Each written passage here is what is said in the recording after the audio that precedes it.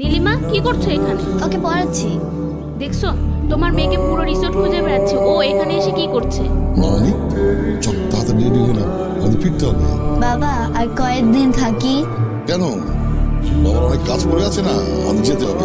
Ready হয়ে নাও। বাবা আমি যদি চলে যাই তাহলে ওকে পড়াবে কে? ও করবে, অসুবিধা নেই, তুমি রেডি হও। না, ও এমনিতেও গরিব, ও তো কাজ করে খায়। আমি যদি চলে যাই তাহলে ওকে পড়াবে কে? ও তো স্কুলেও যায় না। তোমার লাইফে পেয়ে মেয়ের এই অবস্থা।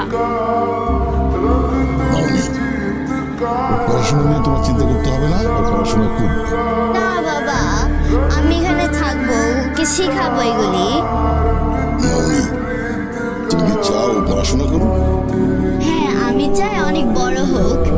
আচ্ছা আচ্ছা ঠিক আছে, আমি ওর পড়াশোনার ব্যবস্থা করছি। রিয়েলি? রিয়েলি? প্রমিস? প্রমিস। চল। তুমি পড়ো, আমি আসতেছি। কি আপনার পড়াশোনা কেমন চলছে? ভালোই। ঠিক মতো পড়াশোনা করবেন। আচ্ছা সাহেব স্যার।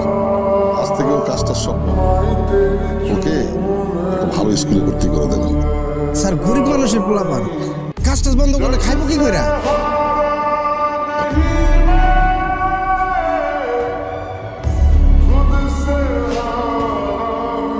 এখানে 2 লাখ টাকা আছে, ওর পড়াশোনা এবং থাকা খাওয়ার সমস্ত খরচ এখান থেকে বহন করবেন।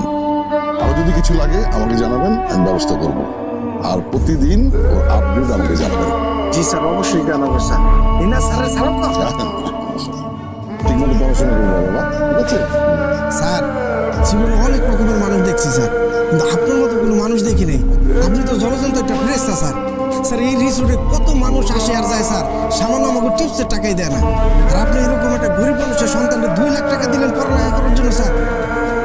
না এটা তোমার না। তাহলে আসি। না স্যার চলেন আগে দিই স্যার, চলেন স্যার আগে।